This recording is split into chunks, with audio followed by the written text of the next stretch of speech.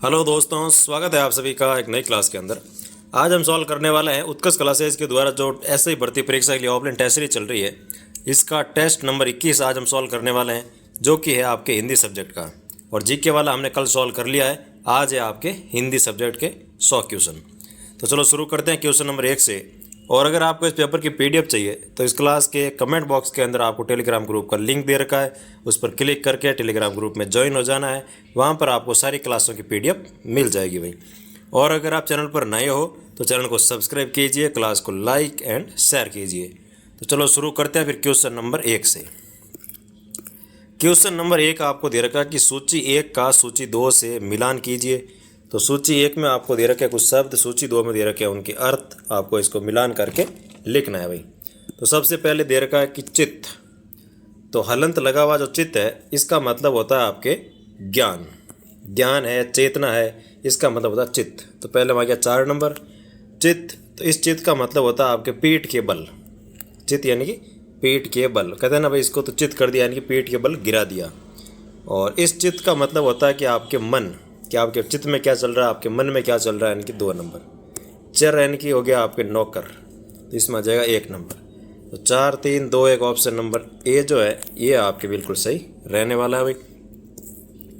Next question देखो, 2 number आपको दे रखा है, निम्नलिखित में से किस विकल्प में ठीठ और ढीठ शब्द युग्म का सही अर्थ भेद है। तो ठीठ और ढीठ जो है इसका कौन सा सही अर्थ रहता है।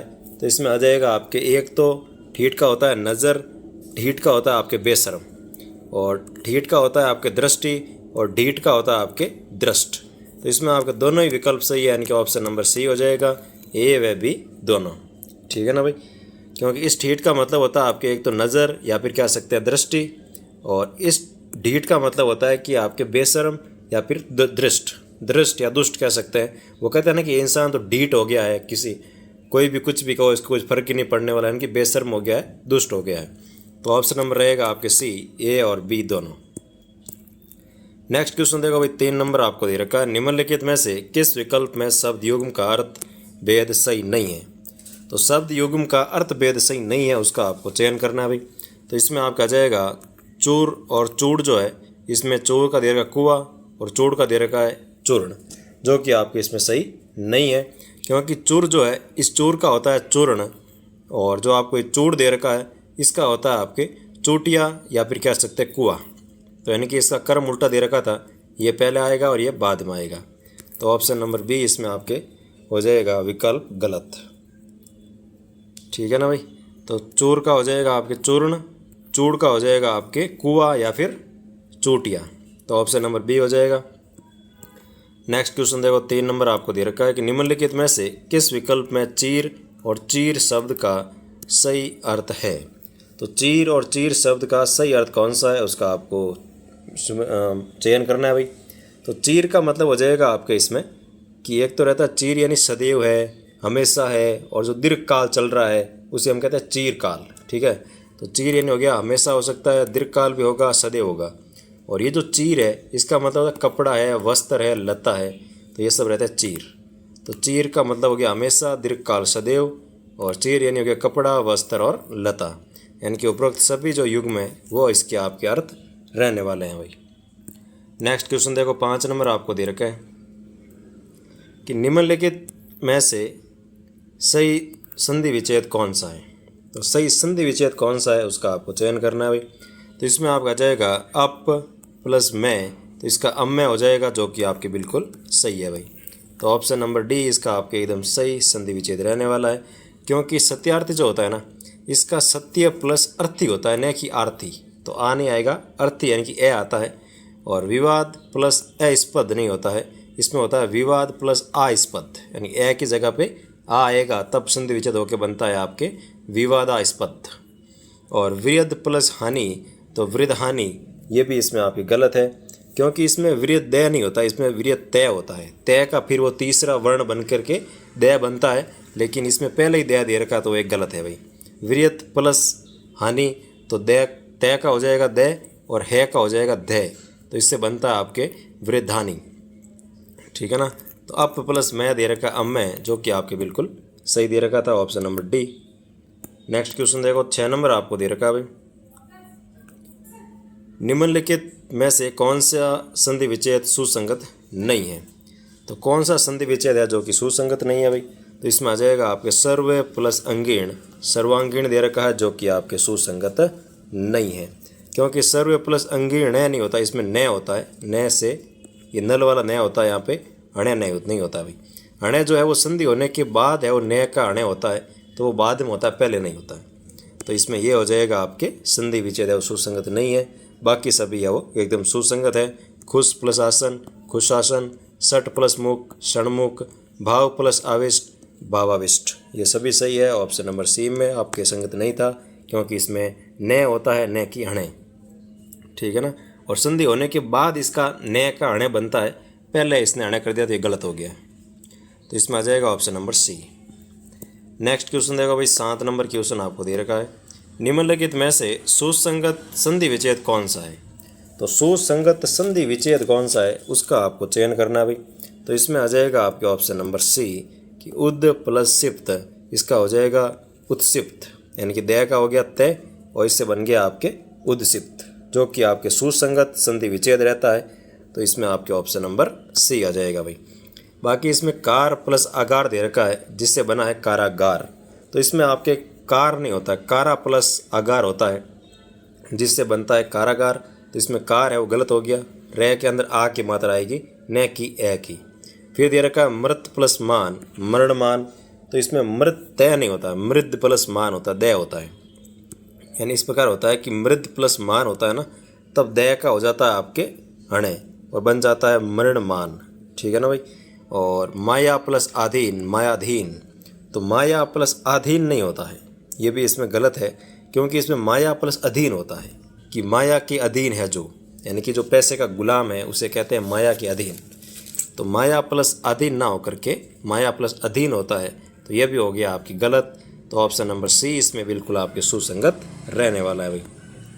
नेक्स्ट क्वेश्चन देखो भाई, 8 नंबर आपको दे रखा है, निम्नलिखित में से किस विकल्प में सही संधि विच्छेद नहीं है। तो सही नहीं है उसका आपको चयन करना है। तो इसमें आपको सबसे पहले दे रखा है शरत प्लस छवि, सर छवि, तो ये पहला ही आपके इसमें गलत हो जाएगा भाई, क्योंकि इसमें शरद तय नहीं आता है, शरद दय आता है, दय, शरद प्लस छवि होता है जिसका बनता है बाद में आपके सर छवि, ठीक है ना। तो इसमें ये गलत हो गया भाई। तो पहला ही ऑप्शन इसमें आपके संधि विच्छेद सही नहीं है। बाकी भगवत प्लस लीन, भगवलीन हो गया, तय का आधा लय हो गया, क्योंकि इसमें होता है कि जो दूसरा वर्ण जो मेल खा रहा है ना उसका ही आधा वर्ण बनता है। तो इसमें छ होने पर तो च आता है, लय होने पर लय आएगा, टे होने पर टे बन जाएगा। और इसमें प्रेक्षागार तो इसका हो गया आपके सीधे दीर्घ संधि हो गई। तो उपनिषद प्लस टीका, उपसद टीका, उपनिषद टीका, प्रेक्षा प्लस आगार, प्रेक्षागार हो गया। तो इसमें आपके ऑप्शन नंबर ए जो है वो आपके इसमें सुसंगत नहीं था भाई। तो option number A. Next question देखो, 9 नंबर आपको दे रखा है भाई। और अगर आपको ये सॉल्यूशन पसंद आ रहा है भाई तो प्लीज़ चैनल को सब्सक्राइब कर दीजिए, क्योंकि सब्सक्राइब करने का कोई भी ऐसा पेमेंट तो लगता है नहीं भाई। जा करके धीरे से क्लिक कर दो और बस आराम से क्लास देखो, ताकि आगे जो भी क्लास आएगी तो सबसे पहले नोटिफिकेशन आपको मिल जाएगा भाई। तो 9 नंबर क्वेश्चन आपको दे रखा है कि किस विकल्प में मुहावरों का सही अर्थ नहीं है। तो मुहावरे आपको दे रखे हैं, इसमें कौन सा अर्थ है वो सही नहीं है उसका आपको चयन करना है भाई। तो अच्छा भैया गुड़ शस्त्र शेर, अच्छा भैया गुड़ शस्त्र शेर, इसका दे रखा कि जब कोई वस्तु बहुत सस्ती हो जाए तो कहते हैं, जब कोई वस्तु बहुत सस्ती हो जाए तो उसे कहते हैं कि अच्छा भैया गुड़ शस्त्र शेर। इसमें ये बिल्कुल आपके सही दे रखा भाई। दूसरा दे रखा कि अजगर को कौन आहार देता है, यानी कि अजगर है उसको खाना कौन देता है भाई। जैसे गाय है, भैंस है, इन सबको तो हम खिलाते हैं चारा, बकरी है, भेड़ है, तो लेकिन जो अजगर है उसको कौन खाना खिलाता है। इसका मतलब दे रखा कि अजगर के दाता राम। तो ये इसमें गलत है। इसमें अजगर को कौन आहार देता है इसका मतलब होता है कि अर्थात भगवान ही सबका प्रबंध करते हैं। यानी कि कहते हैं ना वो कि चोंच दी है तो चुगा भी दिया जाएगा। वो एक ऐसा एक कहावत है मारवाड़ी के अंदर कि आपको अगर मुंह दिया है, चोंच दी है पक्षी को चबाने के लिए कुछ, तो उसमें चबाने के लिए दाना भी भगवान है वो तैयार रखता है। तो इसमें दे रखा कि अजगर को कौन आहार देता है, यानी कि आपके भगवान ही सबका प्रबंधन करते हैं। तो ये इसका जो अर्थ दे रखा था ये आपके सही नहीं है भाई। और अज दीदा दूर, अज दिल दूर, अज दीदा दूर, अज दिल दूर, यानी कि नज़र से दूर होने पर दिल से दूर हो जाता है। वाह भाई वाह, नज़र से दूर होने पर दिल से दूर हो जाता है, इसका मतलब होता है कि अज दीदा दूर अज दिल दूर। बिल्कुल सही है भाई। डी दे रखा आपको अटकल पच 150, अटकल पच्चू 150 मतलब। तो अटकल पच्चू 150 का मतलब होता है कि जब कोई व्यक्ति बिना किसी आधार के टेढ़ा सीधा अनुमान लगाए तो कहते हैं कि अटकल पच्चू 150। ठीक है, तो ये इसमें होता है कि जब कोई अनुमान लगाता ना ऐसे ही कि ये हो जाए तो क्या होता है, वो हो जाए तो क्या हो जाए, वो ऐसा हो जाए तो क्या होगा, तो वो होता है कि अटकल पच्चू 150। ठीक है, ऑप्शन नंबर डी ये भी सही है। ऑप्शन नंबर बी इसमें गलत था, तो इसका हो जाएगा आपके सही अर्थ नहीं है बी का। नेक्स्ट क्वेश्चन देखो भाई, 10 नंबर आपको दे रखा है, निम्नलिखित में से सही संधि विच्छेद कौन सा नहीं है। तो सही संधि विच्छेद कौन सा नहीं है, तो इसमें आ जाएगा आपके सरयू प्लस उर्मी। सरयू उर्मी दे रखा है, सरयू उर्मी दे रखा जो कि आपके सही नहीं है भाई, क्योंकि इसमें आपके जो दे रखा है ना सरयू प्लस उर्मी, इसमें सरयू के अंदर ऊ की मात्रा है वो बड़ी आती है भाई। ठीक है, इसमें दे रखी है पहले से छोटी दे रखी है, तो इसमें गलत है। इसमें सरयू के अंदर ऊ की मात्रा बड़ी आएगी, सरयू प्लस उर्मी जो कि बनेगा सरयू उर्मी। तो ऑप्शन नंबर सी हो जाएगा। भू प्लस ऊर्ध्व तो भूधर्व, भू प्लस उष्मा भूष्मा, सम प्लस क्रिया तो संस्क्रिया। बाकी सभी सही है, ऑप्शन नंबर सी आपकी गलत था, तो इसमें आपको ये मात्रा सही करनी है, बाकी ये भी सही है भाई। नेक्स्ट क्वेश्चन देखो, 11 नंबर आपको दे रखा है कि निम्नलिखित में से सही संधि विच्छेद कौन सा नहीं है।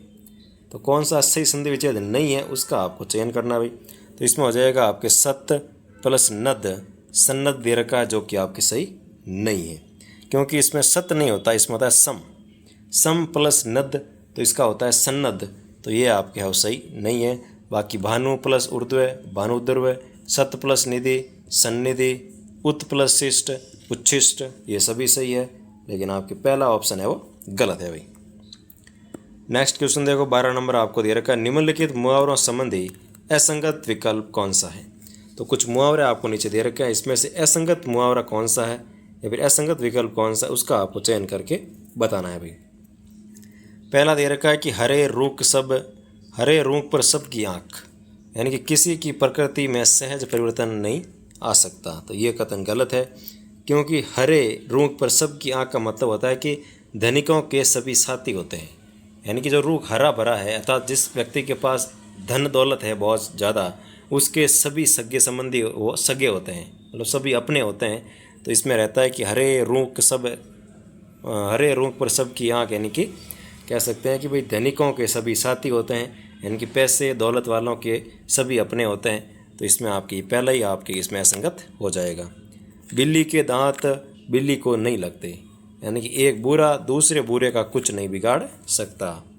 और नाम लेवा रा न पानी देवा, यानी कि नाम लेवा रा न पानी देवा, यानी कि सब मर गए कोई ऐसा नहीं जो मुझे याद करे, यानी कि ना तो नाम लेने वाला रा है ना पानी देने वाला रा है, अर्थात सब है वो मर गए हैं।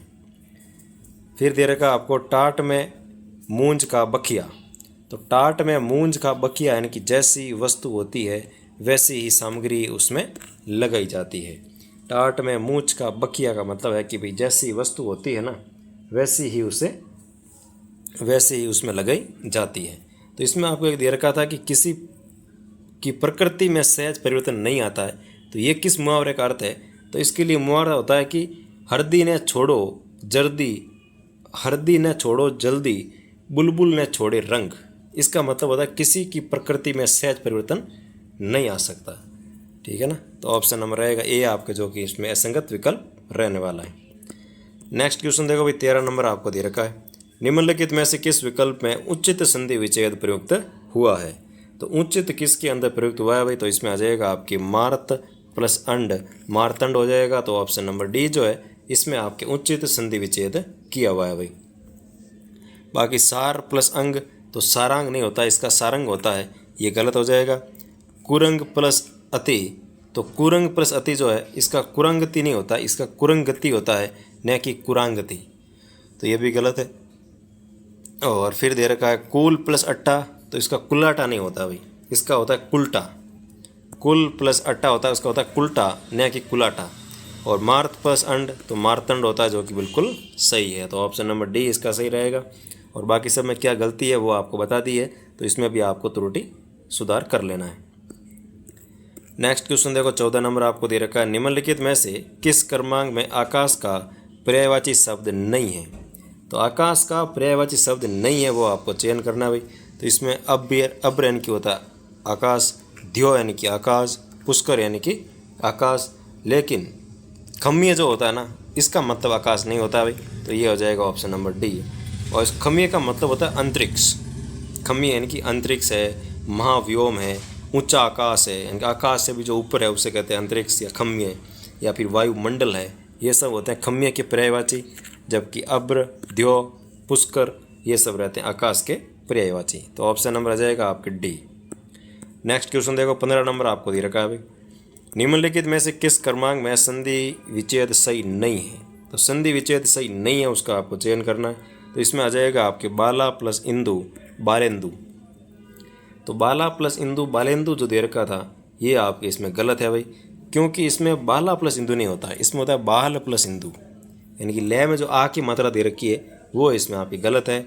बाल प्लस इंदु तो होता है बालेंदु, यानी कि ए के बाद ई आया है तो इसका ऐ हो जाएगा। ये आपके गुण संधि का उदाहरण रहता है। तो ऑप्शन नंबर सी इसमें आपकी त्रुटि रहेगी, या संधि विच्छेद सही नहीं है भाई। बाकी भोजन प्लस इच्छुक भोजने इच्छुक, निकृष्ट प्लस तय निकृष्ट तय हो गया, नि प्लस स्थूर निष्ठुर हो गया। तो इसका ऑप्शन नंबर सी जो है इसका संधि है विच्छेद है वो सही नहीं है भाई। नेक्स्ट क्वेश्चन देखो, 16 नंबर आपको दे रखा है कि निम्नलिखित में से किस क्रमांक में सभी दीर्घ संधि के उदाहरण हैं। तो कौन से उदाहरण हैं जो सभी दीर्घ संधि के रहते हैं। तो इसमें आ जाएगा आपके गुरु उपदेश, निर्देशालय और ऊर्ध्वारोहण। ये सभी जो है ये आपके सभी दीर्घ संधि के उदाहरण रहते हैं। तो इसमें आ जाएगा आपके ऑप्शन नंबर 1, ठीक है ना। बाकी इसमें जैसे दे रखा आपको कि एक दे रखा आपको उत्मरण दे रखा है, ये आपके गुण संधि का उदाहरण है।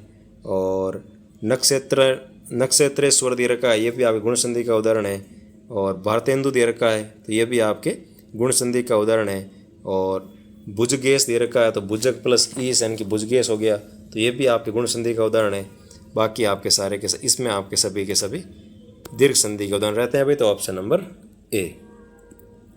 नेक्स्ट क्वेश्चन देखो, 17 नंबर आपको दे रखा है कि नीचे दिए गए कथनों को ध्यान से पढ़िए और इसमें आपके उपयुक्त में से कौन से कथन सही नहीं है उसका आपको चयन करके बताना है भाई। तो सही नहीं है उसका आपको चयन करके बताना है। तो सबसे पहले आपको दे रखा है कि पहले शब्द का अंतिम वर्ण ए या आ हो और दूसरे शब्द का प्रथम वर्ण ई या ई हो तो संधि प्रक्रिया में ऐ हो जाता है। तो इसमें ऐ नहीं होता है, ये छोटा वाला ए होता है, ठीक है ना।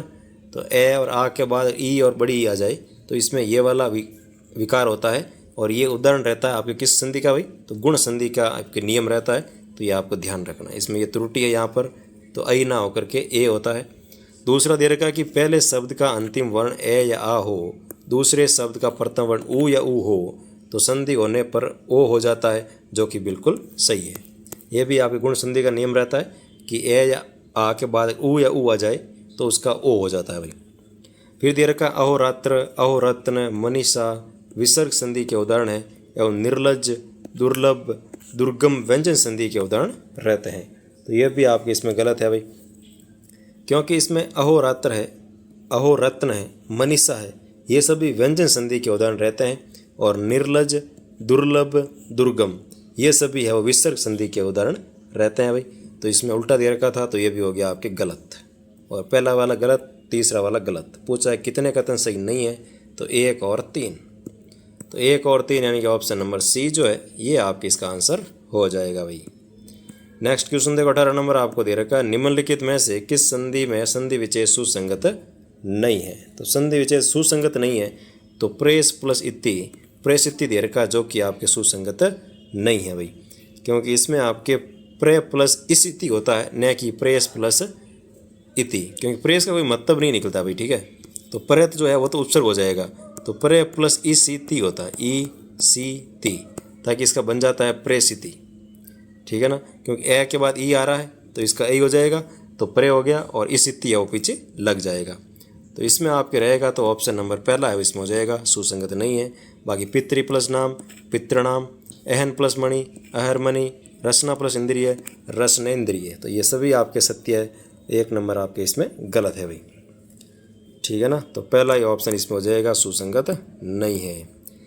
19 नंबर क्वेश्चन दे रखा है कि निम्नलिखित में से अशुद्ध वाक्य कौन सा है।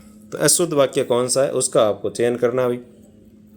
तो इसमें आ जाएगा आपके कल जो आदमी को बुलाया वह यह है। ये पहला ही आपके जो वाक्य है ये इसमें अशुद्ध हो जाएगा, क्योंकि इसमें रहता है कि कल जिस आदमी को बुलाया वह यह है। कल जो आदमी को बुलाया वह ये गलत है भाई, जो नहीं आता है। इसमें रहता है कि कल जिस आदमी को बुलाया वो ये है आपके सामने। तो पहला ही ऑप्शन आपके इसमें गलत हो गया। वह असफल हुआ क्योंकि उसे उचित मार्गदर्शन नहीं मिला। पेपर आउट होना गंभीर समस्या है। बच्चे परीक्षा देकर अपने अपने गांव चले गए। तो ये भी आपके सही है अभी सभी। ऑप्शन नंबर 1 इसमें आपके अशुद्ध है। नेक्स्ट क्वेश्चन देगा भाई 20 नंबर आपको दे रखा है। नीचे दिए गए संधि एवं संधि विच्छेद को ध्यान से पढ़िए। नीचे आपको संधि दे रखी है, संधि विच्छेद दे रखा है, उसको आप ध्यान से पढ़ो और इसमें कितने संधि विच्छेद है वो सही नहीं है उसका आपको चयन करके बताना है भाई। तो सबसे पहला आपको दे रखा है कि देव प्लस ऋषभ। तो देव प्लस ऋषभ जो है इसमें आपका रहता है देवर्षभ होता है, यानी कि स है, स के ऊपर रह आता है भाई। ये रह गलत दे रखा है इसने, तो ये आपके इसमें गलत हो जाएगा, क्योंकि इसमें स के ऊपर रह आता है, न कि भय के ऊपर। तो ये हो गया गलत। फिर दे रखा देव प्लस ऋण। तो देव प्लस ऋण जो है इसमें होता है देवऋण। तो देवऋण यानी कि इसमें आपके रहेगा गुण संधि का उदाहरण, ठीक है। और देव प्लस ऋषभ ये भी आपके गुण संधि का रहता है, लेकिन इसमें मात्रा में गलती हो गई तो ये गलत हो गया। और दूसरा आपके देव प्लस ऋण जो दे रखा है देवऋण दे रखा है, जो कि बिल्कुल सत्य है भाई। एकदा प्लस एव। तो एकदा प्लस एव देव होता है इसमें एक देव, यानी कि देह के अंदर ए है ना, तो इसका ऐ होगा, यानी कि डबल मात्रा आएगी। तो इसमें सिंगल मात्रा दे रखी है, जो कि आपके ये भी गलत होगा। तो एकदा प्लस एव का होता है भाई एक देव, ठीक है, ये होता है। तो इसमें ये भी गलत हो गया। दंत प्लस ओष्ठ्य। तो दंत प्लस ओष्ठ्य जो है इसका हो जाएगा दंतोष्ठ्य, बिल्कुल डबल मात्रा दे रखी है। तो दंतोष्ठ्य जो है ये आपके रहता है वर्धी संधि का उदाहरण। तो ये आपके सही है। तो इसमें कितने संधि विच्छेद सही नहीं है, तो इसमें आ जाएगा आपके केवल और केवल 2 संधि विच्छेद सही नहीं है भाई। नेक्स्ट क्वेश्चन देखो भाई 21 नंबर आपको दे रखा है कि निम्नलिखित विकल्पों में से अशुद्ध वाक्य कौन सा है। तो कुछ विकल्प आपको दे रखा है, इसमें से आपको बताना है कि इसमें आपके अशुद्ध वाक्य कौन सा रहता है। तो इसमें आपके अशुद्ध वाक्य में आ जाएगा कि आप अपनी गाड़ी को भी ले जाइए। आप अपनी गाड़ी को भी ले जाइए। तो ये कथन गलत है, क्योंकि इसका होता है कि आप अपनी गाड़ी भी ले जाइए। गाड़ी को भी ले जाइए नहीं, गाड़ी भी ले जाइए, ठीक है। को है बीच में नहीं आएगा। ये इसमें आपके अति आवश्यक रूप से शब्द लगा हुआ है, तो ये अति आवश्यक शब्द लगने के कारण गलत हो चुका है। तो आप अपनी गाड़ी भी ले जाइए, ये कथन सही है, लेकिन को लगने से ये गलत हो गया।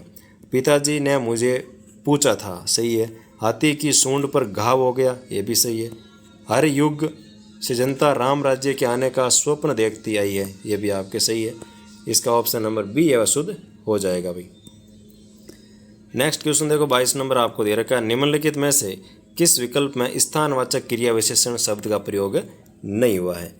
तो स्थानवाचक क्रिया विशेषण शब्द का प्रयोग नहीं हुआ है, तो इसमें आ जाएगा आपके भीतर, बाहर, पहले, सामने। ये कोई स्थानवाचक शब्द नहीं है भाई। जैसे होता है ना भाई, इधर है, उधर है, सर्वत्र है, दूर है, तो ये कुछ स्थान का बोध करवा रहे हैं कि भाई ये वस्तु मेरे से इधर पड़ी है, या इधर आके बैठ जाता हूँ, या उधर आके बैठ जा, तो हम स्थान की ओर संकेत करते हैं, ठीक है। लेकिन भीतर, बाहर, सामने, पहले, ये किसी स्थान का बोध नहीं कर रहे हैं। ये एक माध्यम की बात कर रहे हैं कि भीतर देख ले, बाहर देख ले, पहले देख, सामने देख, ये सभी, ठीक है। तो ऑप्शन नंबर बी इसमें आपकी स्थानवाचक नहीं रहता है, तो ऑप्शन नंबर आ जाएगा आपके बी। क्योंकि इसमें देखो आपके जो पहले दे रखा है ना, ये आ जाएगा इसमें कालवाचक। क्या हो जाएगा, तो ये कालवाचक में रहेगा, तो ऑप्शन नंबर बी। क्वेश्चन देखो भाई 23 नंबर आपको दे रखा है कि परिमाणवाचक क्रिया विशेषण के संदर्भ में गलत विकल्प कौन सा है। तो परिमाणवाचक क्रिया विशेषण जो है इसके संदर्भ में गलत कथन रहता है आपके इसमें कि जो अधिकता बोधक दे रखा आपको, जिसमें अति, जरा, निकट दे रखा, ये आपके इसमें गलत हो जाएगा, क्योंकि ये आपके इसमें अधिकता बोधक है वो नहीं रहते हैं भाई। तो इसमें ये कथन आपके गलत रहने वाला है। तो ऑप्शन नंबर डी जो है ये इसमें आपके गलत विकल्प रहने वाला है, क्योंकि इसमें जैसे अधिकता बोधक होता है ना, तो इसमें होता है भाई अति है, निकट है, खूब है, बड़ा है, सर्वदा है, ये होते हैं अधिकता बोधक। लेकिन जो ये जरा दे रखा है ना, ये आपके रहता है न्यूनता बोधक। इसमें जैसे जरा हो गया, कम हो गया, थोड़ा हो गया, किंचित हो गया और टुक हो गया, ये सब रहते हैं न्यूनता बोधक।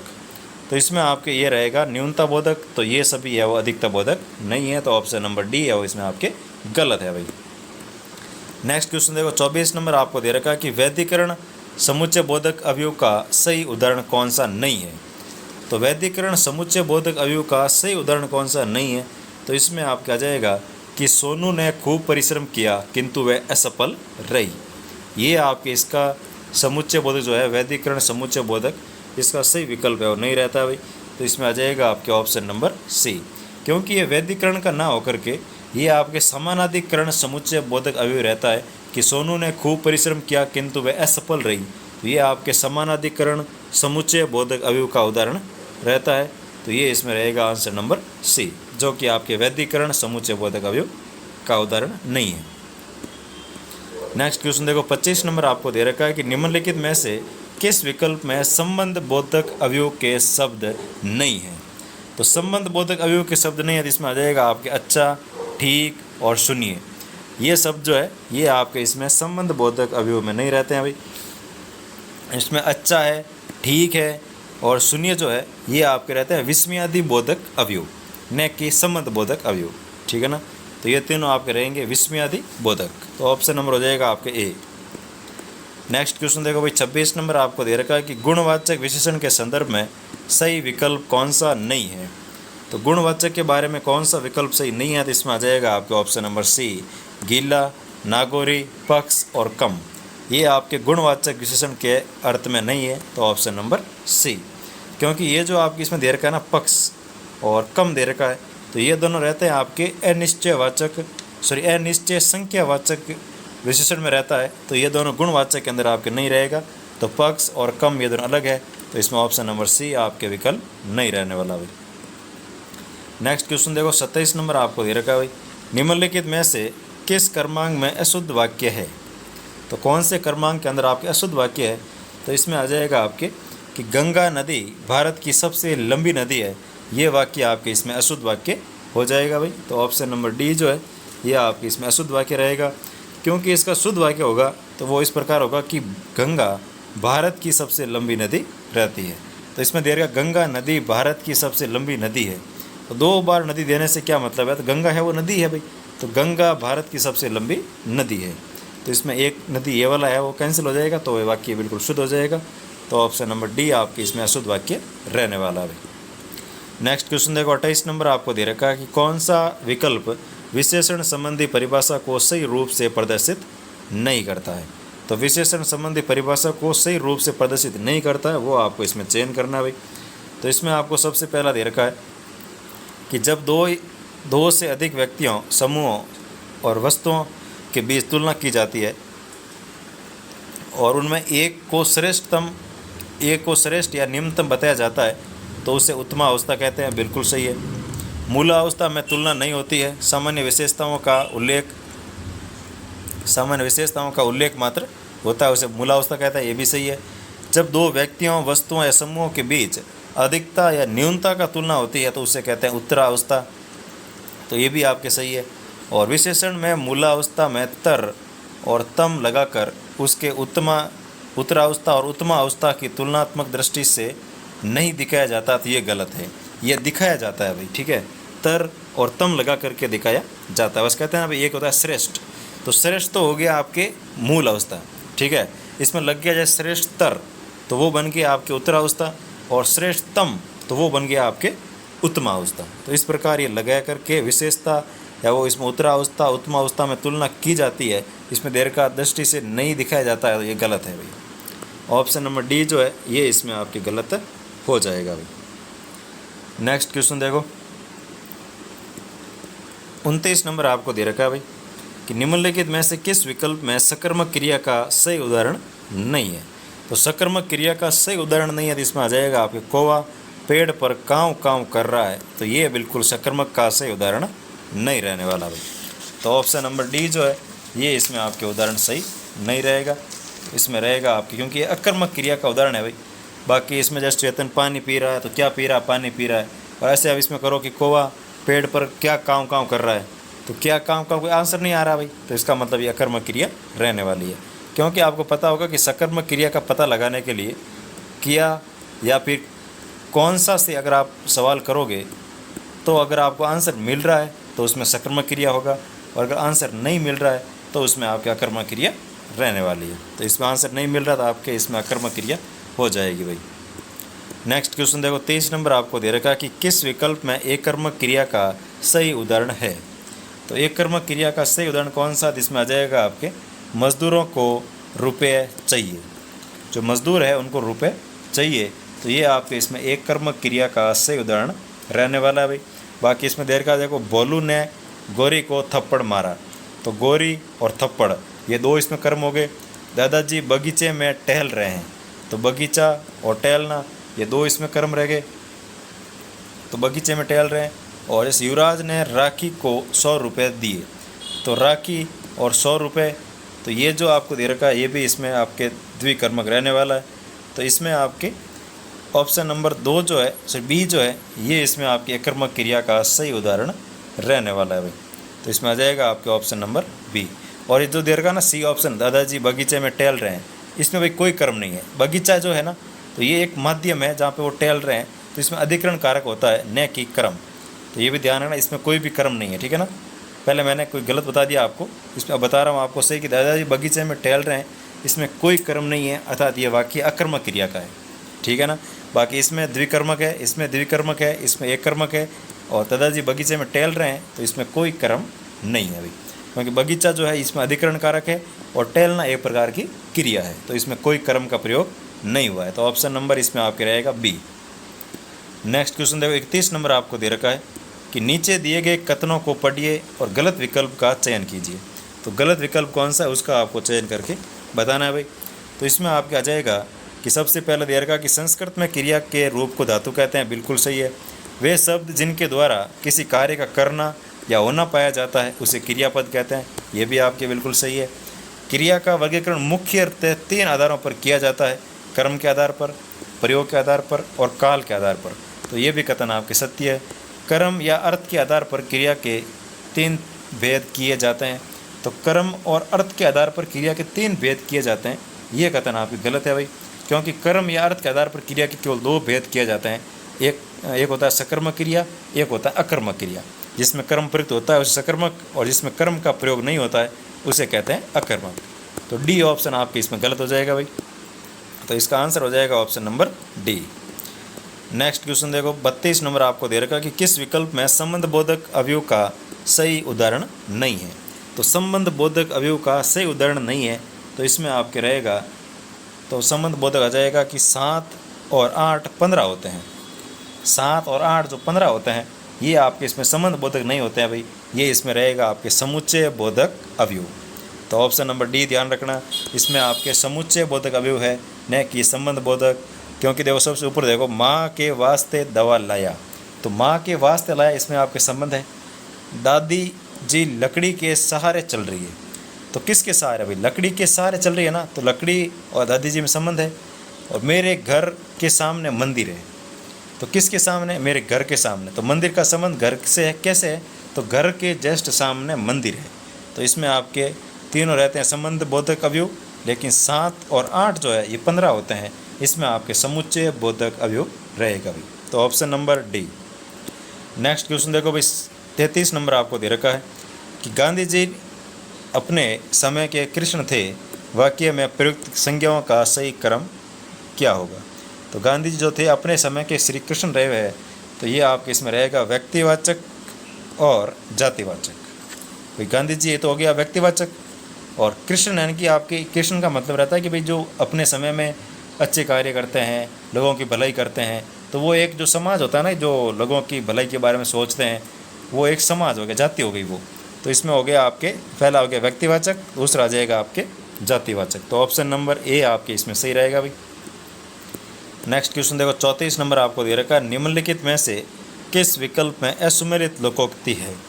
तो कौन से विकल्प के अंदर असुमेलित लोकोक्ति है। तो इसमें पहला दे रखा है कि अपनी मति जो चाहे बूढ़े पूछन जाओ, यानी कि बूढ़े बड़े बूढ़ों की सलाह से कार्य सिद्ध हो जाते हैं, जो कि बिल्कुल सही है। अटकेगा सो भटकेगा, जो अटकेगा वो भटकेगा, यानी कि दुविधा या सोच विचार में पड़ोगे तो काम नहीं होगा, तो ये भी सही है। अपना घर दूर से सूझता है, यानी अपने घर में जो सुख होता है वह कहीं नहीं होता है, तो ये गलत है। क्योंकि इसमें होता है ना, जैसे भी होता है ना कि भाई अपना घर दूर से सूझता है, यानी कि जो सुख चौबारे ने बलक ने बुखारे, मतलब ये इसका अर्थ है कि जो सुख चौबारे ने बलक ने बुखारे। तो इसमें आपके ऑप्शन नंबर सी जो है ये इसका गलत होगा, क्योंकि ये इसका आपके अर्थ नहीं होता है भाई। और अपना ठेठर देखे नहीं दूसरे की पुल्ली निहारे, यानी कि अपने ढेर सारे दुर्गुण न देखना और दूसरे के थोड़े से अवगुण की चर्चा करना। तो ये कथन भी आपके सही है लोकोक्ति, लेकिन सी लोकोक्ति जो है ये इसमें आपके सही नहीं रहने वाले, तो option number C. Next question देखो 35 नंबर आपको दे रखा है कि नीचे दिए गए वाक्यों के आलोक में सही विकल्प का चयन कीजिए। तो सही विकल्प कौन सा है उसका आपको चयन करना है भाई। तो कथन ए आपको दे रखा कि सुंदर शब्द संज्ञा और विशेषण दोनों रूपों में प्रयुक्त हो सकता है। कारण आपको दे रखा कि जब विशेषण का प्रयोग बिना संज्ञा के होता है तो वह संज्ञा बन जाता है, यानी कि कोई विशेषण है जिसका प्रयोग बिना संज्ञा के होता है ना, तो वह संज्ञा बन जाता है।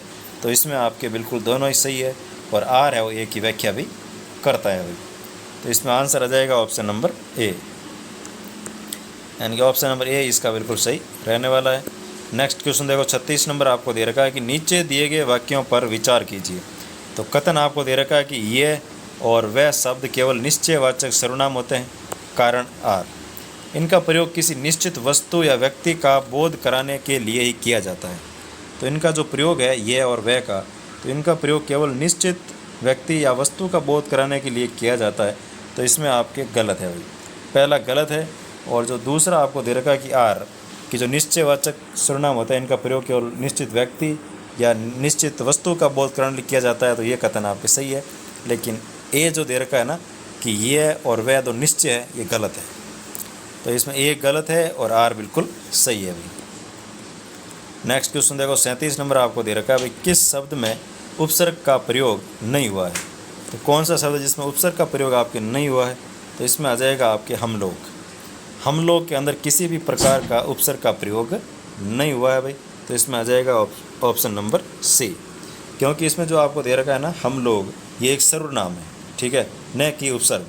तो हम लोग में अगर हम जो है इसके अगर हम उपसर्ग लगाकर बनाए शब्द तो इसमें बनते हैं आपके हम सफ़र, हम उम्र, हम वतन, ये सब बनते हैं हम उपसर्ग से।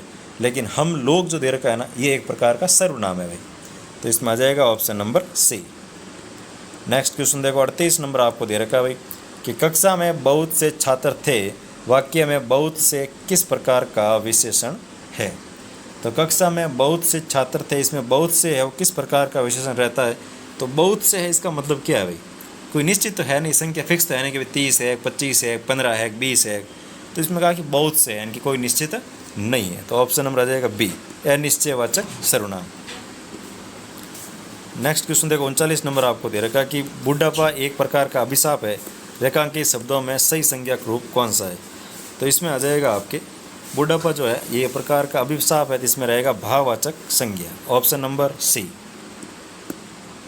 क्वेश्चन देखो 40 नंबर आपको दे रखा है कि ठंडा पानी ठंड पैदा करता है, वाक्य में विशेष्य शब्द कौन सा है। तो ठंडा पानी या ठंड पैदा करता है, इसमें विशेष्य शब्द कौन सा रहता है।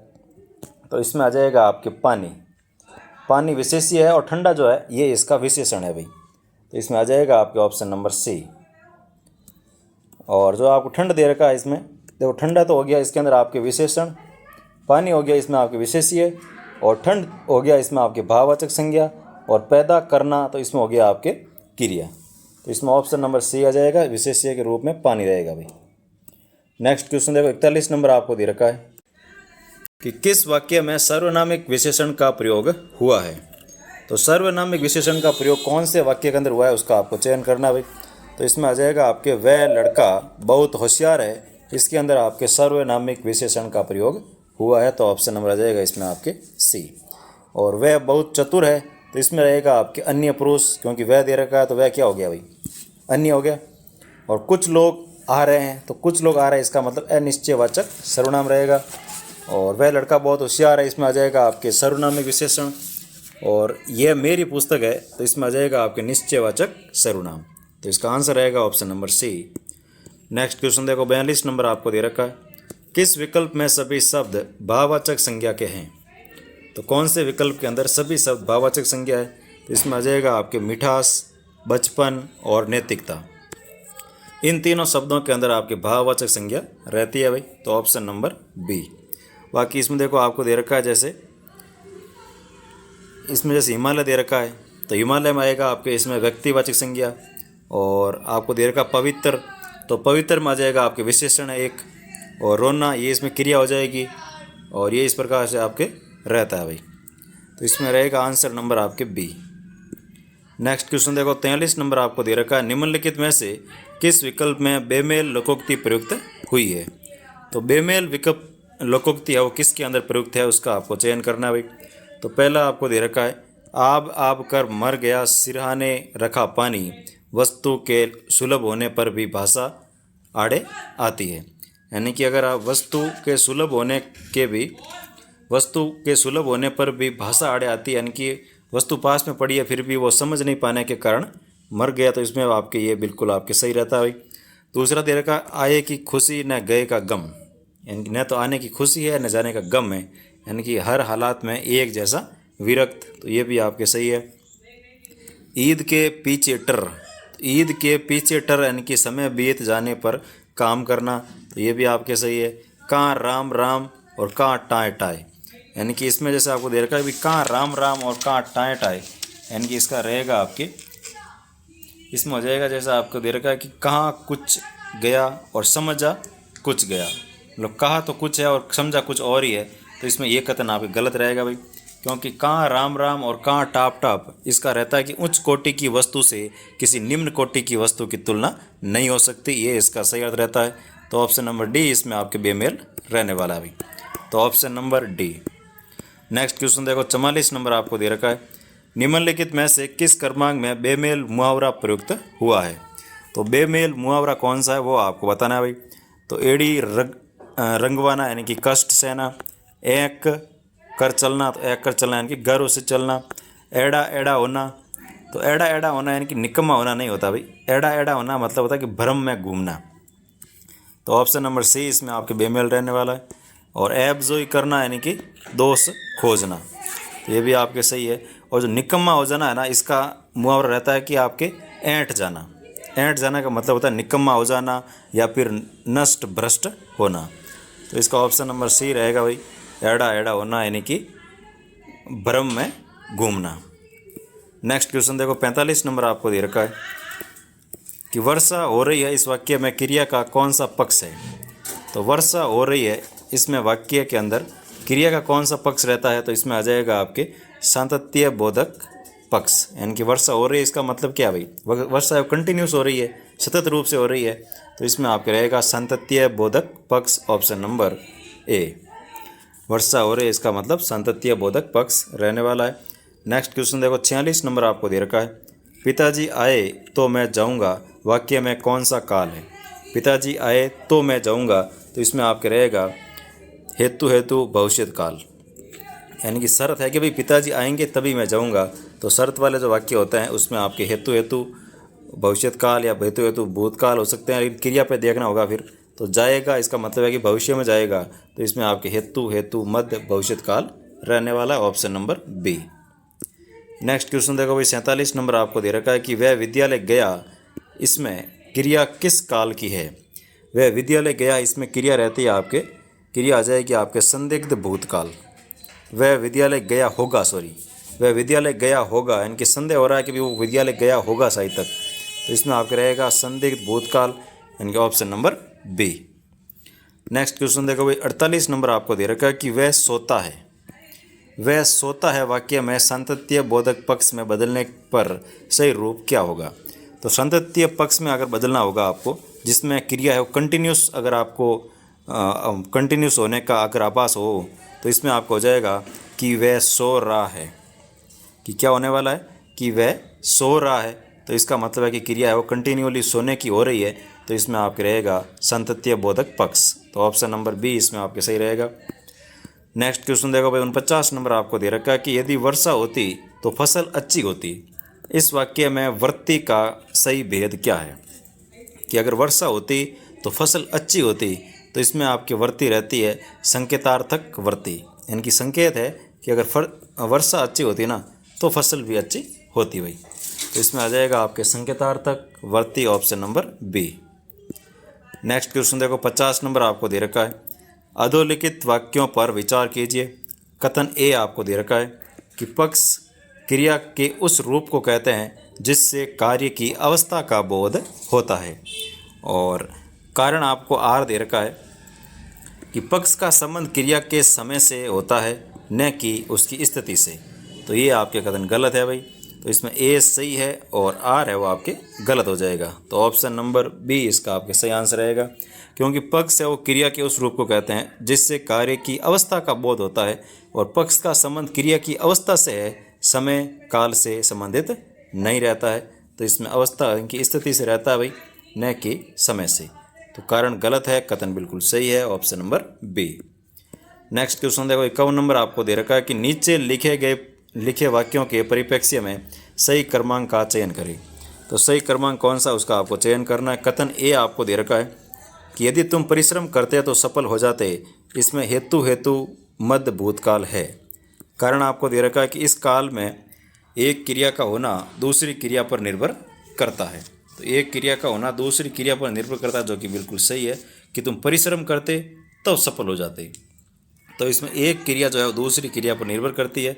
तो इसमें रहेगा ऑप्शन नंबर ए और बी दोनों सही है, और आर है वो ए की व्याख्या भी करता है भी। तो ऑप्शन नंबर ए इसमें सही हो जाएगा।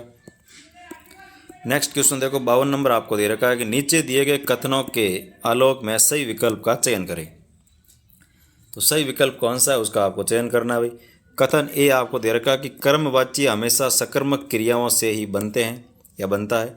कारण आपको दे रखा है कि कर्मवाच्य में क्रिया का फल सीधा कर्म पर पड़ता है, इसीलिए कर्म का होना अनिवार्य है, जो कि आपको दोनों ही सही है और इसकी व्याख्या भी करता है भाई। नेक्स्ट क्वेश्चन देखो, 53 नंबर आपको दे रखा है, कौन सा शब्द हमेशा बहुवचन में प्रयुक्त होता है। तो हमेशा बहुवचन में देखा जाए तो इसमें रहेगा आपके कदम। कदम जो है ये हमेशा बहुवचन के अंदर प्रयोग होता है। जैसे कदम हो गया, चरण हो गया, प्राण हो गए, या तेवर हो गए, अक्षर हो गया, अक्षत हो गया, हस्ताक्षर हो गए, समाचार हो गए। ये ऐसे शब्द है जो हमेशा बहुवचन के अंदर ही प्रयुक्त होते हैं। और हमेशा जो एक वचन में प्रयुक्त होने वाला है वो रहता है, जैसे आंधी हो गया, पानी हो गया, बिजली हो गया, वर्षा हो गया, ये सभी एक वचन के अंदर प्रयुक्त होते हैं भाई। तो इसमें आएगा option number A. Next question देखो, 54 नंबर आपको दे रखा है, निम्नलिखित में से असंगत लोकोक्ति युक्त क्रमांक कौन सा है। तो असंगत लोकोक्ति युक्त जो क्रमांक है वो आ जाएगा आपके ऑप्शन नंबर 1 कि आँख एक नहीं, कजरोटा 10-10। आँख तो एक भी नहीं है और कजरोटा 10-10 है, यानी कि आँख से ओझल हुए तो समझो कि दूर हो गए। ये आपकी गलत है इसमें, क्योंकि इसमें रहता है जैसे आँख एक नहीं और कजरोटा 10-10 का होता है कि व्यर्थ आडंबर, यानी कि व्यर्थ का जो दिखावा होता है वो करना। यानी कि आँख तो एक भी नहीं है और कजरोटा है वो 10-10 ले रखा है। तो इसमें आपके रहेगा कि व्यर्थ का आडंबर करना, यानी कि ऑप्शन नंबर ए जो है ये आपके असंगत लोकोक्ति रहने वाली है भाई। और दूसरा दे रखा देखो, आओ जाओ घर तुम्हारा, खाना मांगे दुश्मन हमारा, यानी कि झूठ मूठ का सत्कार। आग कहते मुंह नहीं जलता, आग कहते मुंह नहीं जलता, केवल नाम लेने से कोई हानि लाभ नहीं होता है। आज मेरी मंगनी कल मेरा ब्याह, टूट गए टंगड़ी रह गया ब्याह, आशाएं कभी विफल हो जाती है। यानी कि होता है ना कि आज मेरी मंगनी कल मेरा ब्याह, टूट गई टंगड़ी और रह गया ब्याह, तो आशा कभी कभी विफल हो जाती है। तो ये सभी सही है, लेकिन ऑप्शन नंबर ए जो है ये इसमें आपके असंगत लोकोक्ति हो जाएगी भाई। तो ऑप्शन नंबर ए। और ये जो आपको दे रखा ना आगे अर्थ की आँख से ओझल हुए तो समझो कि वो बहुत दूर हो गए, तो इसकी लोकोक्ति रहती है कि आँख ओठ पाड़ ओठ। जो था ना आँख ओठ पाड़ ओठ का मतलब है कि आँख से ओझल हुए तो समझो कि बहुत दूर हो गए। तो आँख ओठ पाड़ ओठ, ऑप्शन नंबर 1। नेक्स्ट क्वेश्चन देखो 55 नंबर आपको दे रखा है कि किस विकल्प में सभी शब्द पुल्लिंग है। तो सभी शब्द पुल्लिंग है, जिसमें आ जाएगा आपके बाज, खटमल और दस्ता, ये सभी शब्द आपके रहते हैं पुल्लिंग भाई। तो इसमें रहेगा answer number C. Next question देखो 56 नंबर आपको दे रखा है निम्नलिखित में से किस विकल्प में स्त्रीलिंग शब्द है। तो स्त्रीलिंग शब्द कौन सा है, तो इसमें आ जाएगा आपके बटेर। बटेर एक स्त्रीलिंग शब्द है, तो इसमें रहेगा ऑप्शन नंबर सी। जैसे बटेर है, जू है, जोंक है, ये सभी स्त्रीलिंग होते हैं भाई। और ये आपकी गिद्ध है, जुगनू है, ये रहते हैं पुल्लिंग के अंदर, ठीक है ना। नेक्स्ट क्वेश्चन देखो 57 नंबर आपको दे रखा है कि सीता से सुंदर राधा है, इस वाक्य में कौन सा कारक है। तो सीता से सुंदर की बात की जा रही है और से विभक्ति आ रखी है, तो इसमें रहेगा आपके अपादान कारक, यानी कि ऑप्शन नंबर बी। तुलना का भाव हो या फिर किसी को किसी स्थान से अलग करने का भाव हो, तो वहाँ पर हमेशा अपादान कारक ही रहता है, तो ऑप्शन नंबर आ जाएगा आपके बी। नेक्स्ट क्वेश्चन देखो भाई 58 नंबर आपको दे रखा है, मैं 10 मिनट में आ रहा हूँ, इस वाक्य में सही कारक कौन सा है।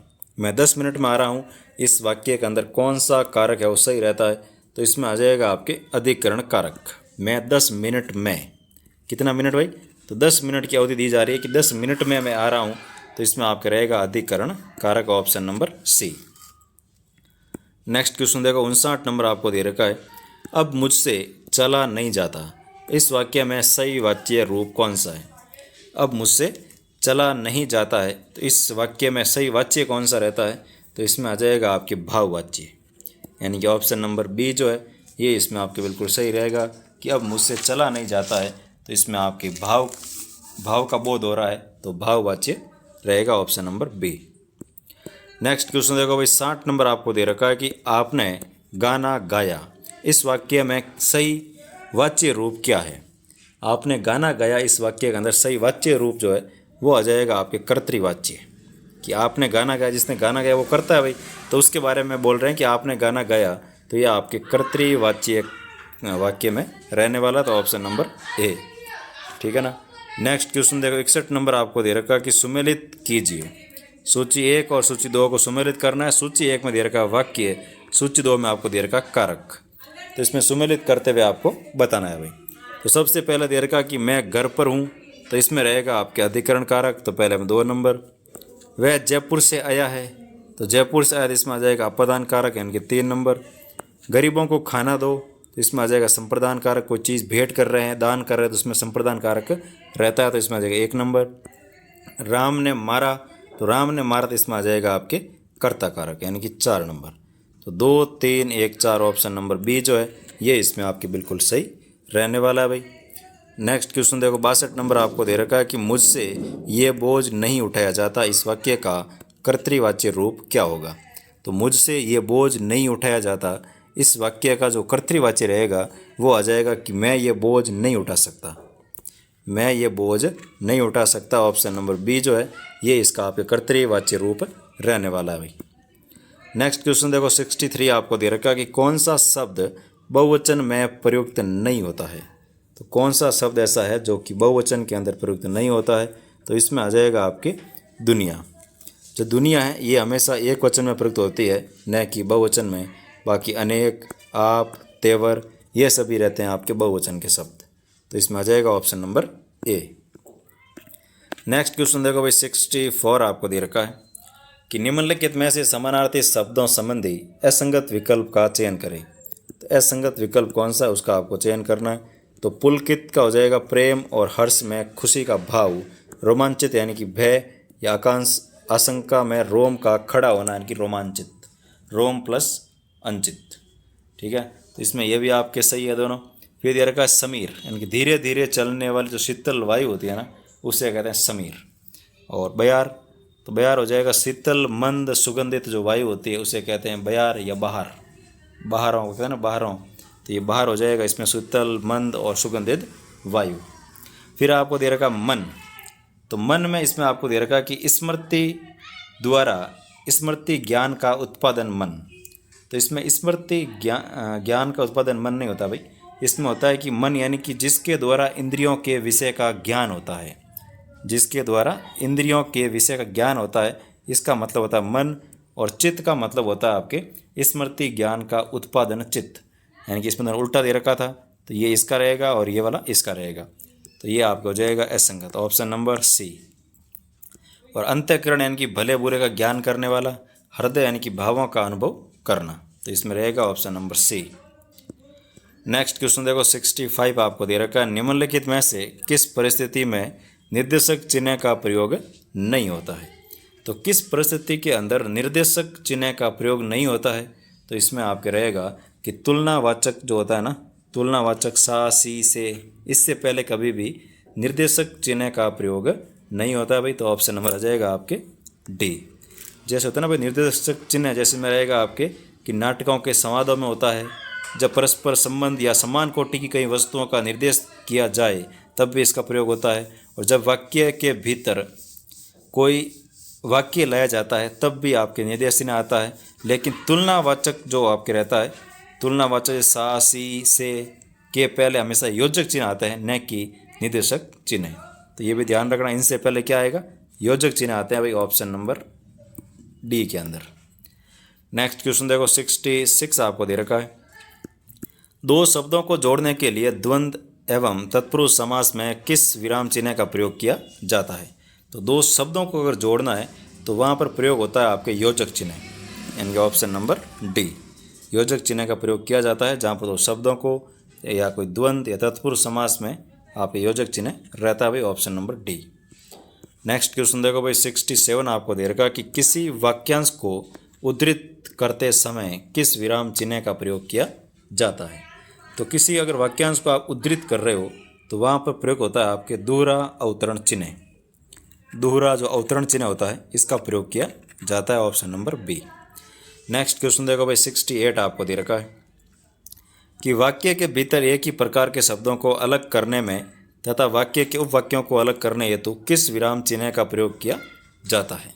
तो एक ही प्रकार के जो शब्दों को अलग करना या वाक्यों के उपवाक्यों को अलग करना है तो उसमें आपके कौन से प्रकार के चिन्ह का प्रयोग करते हैं, तो इसमें आ जाएगा आपके अल्प विराम चिन्ह का प्रयोग किया जाता है भाई, तो ऑप्शन नंबर सी इसका बिल्कुल सही आंसर रहने वाला है।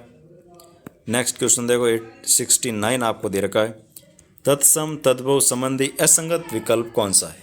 तो तत्सम तद्भव संबंधी जो असंगत विकल्प है वो इसमें आपके रहेगा, इसमें आ जाएगा वर्तिक, वर्तिक यानी बड़ा ही दे रखा है, जो कि आपकी गलत है, क्योंकि वर्तक का होता है कि बड़ा, न कि बड़े, तो वर्तक का रहेगा आपके बड़ा, और जो आपका होता है ना वर्दिक, जैसे ये वाला शब्द आ गया, अगर मान लो जैसे वर्दिक, वर्दकी, वर्दकी जो शब्द है इसका अर्थ होता है आपके बड़े, इसका अर्थ रहेगा बड़े और वर्तक का हो जाएगा बड़ा, ठीक है ना, तो इसमें ऑप्शन नंबर बी आपका हो जाएगा असंगत विकल्प।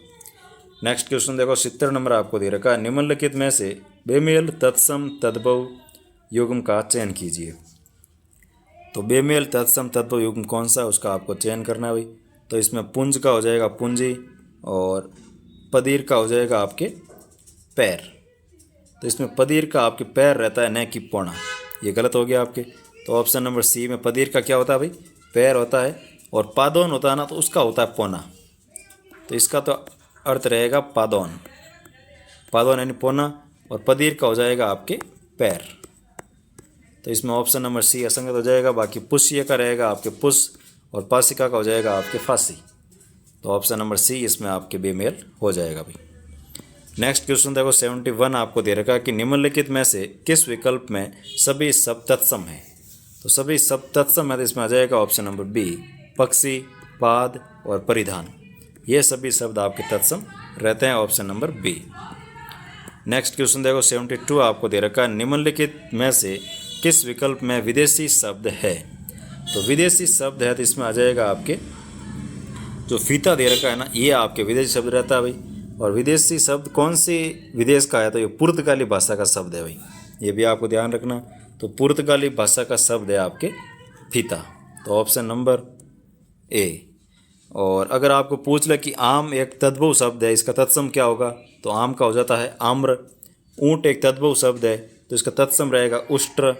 और चुल्ला जो है ये भी एक तद्भव शब्द है तो इसका तत्सम हो जाएगा चुल्ली, तो ये भी साथ में आपको ध्यान रखना है। इसका आंसर रहेगा option number A. Next question देखो 73 आपको दे रखा है, निम्नलिखित में से किस विकल्प में विदेशी शब्द नहीं है। तो विदेशी शब्द नहीं है उसका आपको चयन करना है अभी। तो इसमें आ जाएगा आपके खफरा और खुरपा। देखो शब्दों को पढ़ते ही पता चल रहा है कि ये अपने यहीं के हैं, ठीक है। खुपरा, खपरा और खुरपा, तो ये दोनों शब्द है वो अपने देसी रहते हैं भाई। तो ऑप्शन नंबर डी ये दोनों आपके देशज शब्द में रहेगा। इसमें देखो जो खुरपा दे रखा है ना, ये तो हो गया अपने देशज शब्द, और ये खपरा जो है ये आपके हिंदी भाषा का शब्द है और इसका तत्सम होता है खरपर, ठीक है। खपरा हिंदी का है यानी कि आपके तद्भव है, और इसका तत्सम हो जाएगा आपके खरपर। खरपर का खपरा हो गया, और खुरपा तो अपना देसी शब्द है भाई, खुरपो छीणी है ना। तो ऑप्शन नंबर डी इसमें हो जाएगा आपके सही आंसर। नेक्स्ट क्वेश्चन देखो 74 आपको दे रखा है कि वह स्त्री जिसका पति परदेश से लौटा हो, वाक्यांश हेतु उपयुक्त एक शब्द कौन सा है। तो वह स्त्री जिसका पति प्रदेश से लौटा हो, तो इसमें रहेगा आपके आगत पतिका, यानी कि आगत पतिका का मतलब विदेश से लौटा हो पति जिसका वह, तो आ जाएगा आपके आगत पतिका, ऑप्शन नंबर बी। और एक देर का आपको प्रोषित पतिका। तो प्रोषित पतिका का होता है कि भाई वह स्त्री जिसका पति प्रदेश गया हो, प्रेषित यानी होता है ना भेजना, तो यानी कि जिसको पत्नी ने विदेश भेजा हो, विदेश गया हो, तो होता है उसका प्रोषित पतिका। एक होता है आपके प्रवत्सीय पतिका। तो प्रवत्सीय पतिका मतलब वह स्त्री जिसका पति प्रदेश जाने वाला हो, मतलब जाने वाला हो, तो उसका हो जाएगा प्रवत्सीय पतिका। और प्रदेश गया हो तो इसका हो जाएगा प्रोषित पतिका। और आगत पतिका यानी कि जिसका पति प्रदेश से लौटा हो, आ गया हो, तो इसमें हो जाएगा आगत पतिका। तो option number B. Next question देखो भाई 75 आपको दे रखा है, निम्नलिखित में से किस विकल्प में वाक्यांश हेतु सार्थक एक शब्द नहीं है। तो सार्थक एक शब्द नहीं है उसका आपको चयन करना है। तो इसमें पहला आपको दे रखा है कि वह व्यक्ति जिसे धन या वस्तु प्राप्त करने की अत्यधिक लालसा हो, यानी कि धन प्राप्त करने की अत्यधिक लालसा होती है ना, उसमें रहेगा आपके लोभी, न कि कंजूस। कंजूस का मतलब होता है कि वह व्यक्ति जो बहुत अधिक धन होने पर भी उचित स्थान पर खर्च न करे, तो वो कंजूस है। लेकिन धन प्राप्त करने की अत्यधिक लालसा होती है ना, तो वो होता है लोभी इंसान। कहता है ना इसको कितना लोभ है पैसे का, तो वो इंसान लोभी होता है। तो इसमें आपके पहला ही ऑप्शन रहेगा असंगत या फिर शब्द नहीं है, इसका अर्थ रहेगा आपके लोभी। और जो उचित स्थान पर भी पैसे खर्च ना करे, पैसे होते हुए भी खर्च ना करे, तो वो कंजूस है। और वह व्यक्ति जो व्यर्थ में बहुत अधिक धन खर्च करता है, अपव्यय हो गया। विजय प्राप्त करने की इच्छा रखने वाला, विजिगीषु। और वह रात जो अंधेरी हो तो सरवरी। तो इसका सही आंसर ऑप्शन नंबर आएगा आपके ए। नेक्स्ट क्वेश्चन देखो 76 आपको दे रखा है कि वाक्यांश हेतु एक शब्द संबंधी असुमेलित विकल्प कौन सा है। तो असुमेलित विकल्प इसमें आ जाएगा आपके मरने की इच्छा रखने वाला, यानी कि मुमूर्षु। मरने की इच्छा रखने वाला, तो इसमें आपके मुमूर्षु दे रखा है, जो कि इसमें आपके असुमेलित हो जाएगा भाई। क्योंकि मुमुक्षु जो इसका होता है ना, इसका अर्थ रहता है कि मोक्ष की प्राप्ति का इच्छुक, जिसको मोक्ष चाहिए ना और मोक्ष की इच्छा रखता है, उसे कहते हैं मुमुक्षु। और तो इसका आंसर हो जाएगा आपके ऑप्शन नंबर ए, जो कि असुमेलित रहने वाला है। और मरने की इच्छा रखने वाला, तो इसका होगा आपके मुमूर्ष, यानी कि जो आपके ये वाला मुँह रहता है मुमूर्ष, और ये वाला से, तो इसका अर्थ होता है कि मरने की इच्छा रखने वाला, और इसका अर्थ होता है कि मोक्ष की प्राप्ति करने वाला। और भारी तारों भरी चांदनी रात, तो विभावरी तारों के लोहे के तारों से बना जाल, जिसे सैनिक युद्ध के समय पहनते हैं, तो इसे बख्तर कहते हैं। और वह वस्तु जो किसी पास विश्वास के साथ सुरक्षित रखी है, उसे कहते हैं धरोहर। तो इसमें ऑप्शन नंबर ए आ जाएगा, जो कि सुमेलित नहीं है भाई। नेक्स्ट क्वेश्चन देखो भाई 77 दे रखा आपको कि वाक्यांश हेतु एक शब्द संबंधित बेमेल विकल्प कौन सा है। तो वाक्यांश हेतु एक शब्द और संबंधी बेमेल जो विकल्प रहेगा इसमें, वो आ जाएगा आपके जिसके हाथ में वज्र हो। इसे शूल पाणी नहीं कहते हैं भाई, वज्र होता है उसे कहते हैं आपके वज्र पाणी, ठीक है ना। जिसके हाथ में वज्र, तो उसका वज्र पाणी हो जाएगा। और जिसके हाथ में त्रिशूल या शूल हो, उसे कहते हैं शूल पाणी, ठीक है। तो ऑप्शन नंबर बी इसमें रहेगा आपके बेमेल। नेक्स्ट क्वेश्चन देखो 78 आपको दे रखा है, पत्यंग शब्द में कौन सा समास है। तो पत्यंग शब्द जो है इसमें समास रहेगा आपके अव्ययभाव समास, option number A. Next question देखो 79 आपको दे रखा है कि अष्टाध्यायी में कौन सा समास है? तो अष्टाध्यायी के अंदर आपके समास रहता है बहुब्रीहि समास, यानी कि ऑप्शन नंबर बी। अष्टाध्यायी मतलब बहुब्रीहि समास रहता है और इसमें व्याकरण की जो प्रथम पुस्तक होती है ना, इसके रचयिता है आपके पाणिनि। तो अष्टाध्यायी के रचयिता कौन है भाई? तो पाणिनि रहते हैं। तो ऑप्शन नंबर आ जाएगा आपके बी। नेक्स्ट क्वेश्चन देखो 79 हो गया। 80 नंबर आपको दे रखा है कि विद्याधन पद में उचित समास कौन सा है? तो इसमें उचित समास आपको पूछा गया है भाई, विद्याधन पद में कौन सा उचित समास रहेगा? तो इसमें आपका आ जाएगा कि उचित समास देखा जाए तो वो रहता है आपके कर्मधारय समास। विद्याधन यानी कि विद्या रूपी जो धन है उसमें आप कर्मधारय हो जाएगा। तो option number C. Next question देखो 81 आपको दे रखा कि किस विकल्प में ए उपसर्ग नहीं है? तो ए उपसर्ग नहीं है वो आपको बताना है। तो इसमें हो जाएगा आपके अनुज। अनुज के अंदर आपके ए उपसर्ग नहीं है भाई, तो इसमें आ जाएगा option number D. Next question देखो 82 आपको दे रखा है कि किस विकल्प में कु उपसर्ग का प्रयोग नहीं हुआ है? तो कु उपसर्ग आपके इसमें कुलीन के अंदर आ जाएगा, इसमें कु उपसर्ग का प्रयोग नहीं हुआ है। तो option number B. Next question देखो भाई 83 आपको दे रखा है, किस विकल्प में विदेशी उपसर्ग से बना शब्द है? तो विदेशी उपसर्ग जो है ना वो आपके रहता है सर। तो सरपंच में सर दे रखा है ना, ये आपके विदेशी उपसर्ग है और ये भाषा फारसी या उर्दू भाषा का उपसर्ग है जिसे हम कहते हैं सर। इससे बना आपके सरपंच, तो ये आपके रहेगा विदेशी उपसर्ग से बना शब्द। बाकी इसमें उपसर्ग है अद, इसमें है आपके नी, इसमें आ जाएगा आपके उन। ठीक है, तो ऑप्शन नंबर ए इसमें आपके बिल्कुल विदेशी उपसर्ग हो जाएगा भाई। नेक्स्ट क्वेश्चन देखो 84 आपको दे रखा है, किस विकल्प में वी उपसर्ग का प्रयोग विशेष के अर्थ में हुआ है? तो विशेष के अर्थ में हुआ है तो वो आ जाएगा आपके विज्ञान, यानी कि जो विशेष ज्ञान है ना उसे कहते हैं विज्ञान। तो ऑप्शन नंबर आ जाएगा आपके सी। नेक्स्ट क्वेश्चन देखो 85 आपको दे रखा है कि किस विकल्प में कृत प्रत्यय का प्रयोग हुआ है? तो कृत प्रत्यय का जो प्रयोग है ये आपके कौन से शब्दों के अंदर हुआ है भाई? तो कृत प्रत्यय का प्रयोग होता है आपके बनावट के अंदर, यानी कि ऑप्शन नंबर बी जो है इसमें आपके रहेगा कृत प्रत्यय। क्योंकि जो तजित प्रत्यय होते हैं उसमें रहता है आपकी मानवता है, सुनार है, मिठास है, लेकिन कृदंत प्रत्यय या कृत प्रत्यय जो है इसमें रहेगा आपके बनावट है, लिखावट है, तैराक है इत्यादि। तो ऑप्शन नंबर रहेगा आपके बी।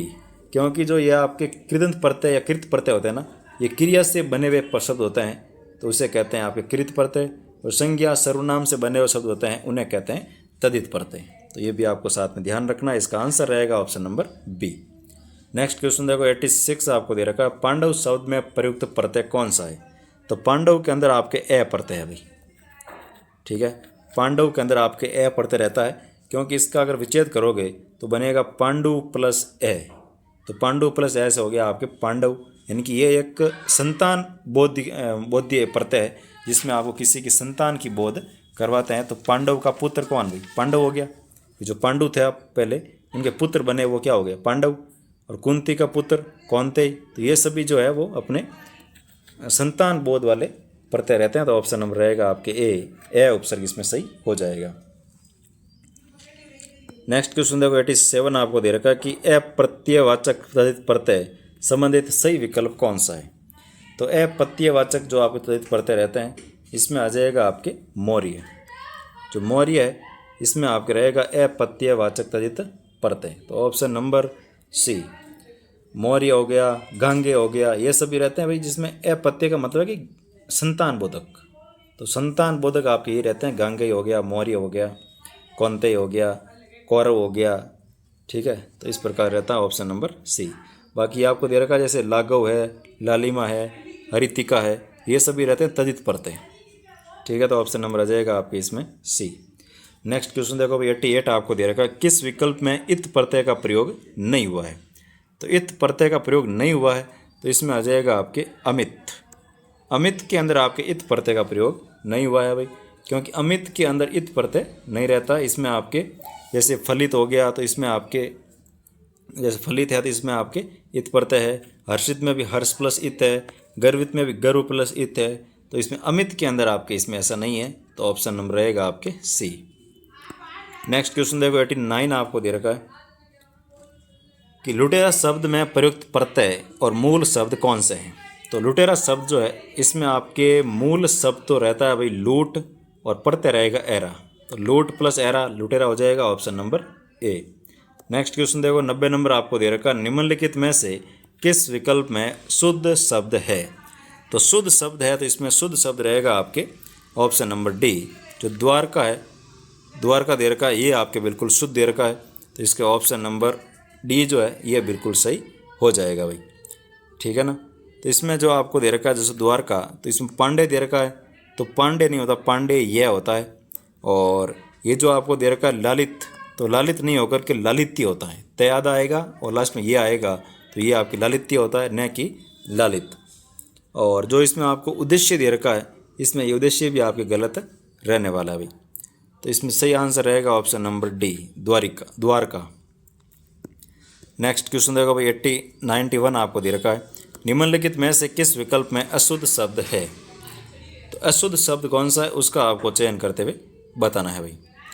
तो इसमें अशुद्ध में आ जाएगा आपके ऑप्शन नंबर सी, जो मिलित दे रखा है, ये आपके इसमें अशुद्ध शब्द हो जाएगा भाई, ठीक है ना। तो इसमें अशुद्ध शब्द रहेगा आपके मिलित, क्योंकि मिलित का जो मी की मात्रा है ना ये बड़ी रहेगी भाई, तो इसलिए ये आपके अशुद्ध हो जाएगा ऑप्शन नंबर सी। और इसमें जो आपको उद्देश्य दे रखा है ना, ये उद्देश्य इसमें तो बिल्कुल आपके सही दे रखा है भाई, और द्वार का भी सही दे रखा है, तो इसमें या तो बी और डी दोनों रहेगा। लेकिन इसमें जो पेपर में आपको दे रखा था ना, ये कोई मिस प्रिंट हो गया होगा, लेकिन इसका उद्देश्य आपको ये लिखा हुआ था पहले, ये उद्देश्य था, तो ये हो जाएगा आपके असत्य और ये रहेगा सत्य, या तो ऐसा होना चाहिए था, या फिर दोनों ही आपके इसमें सही रहेंगे, ठीक है ना। ये उद्देश्य भी आपके सही लिखा हुआ है, वर्तनी की दृष्टि से शुद्ध है, और द्वार का जो है ये भी आपके वर्तनी की दृष्टि से शुद्ध है। और 91 में रहेगा आपके सी, मिलित, जो कि आपके रहेगा अशुद्ध शब्द।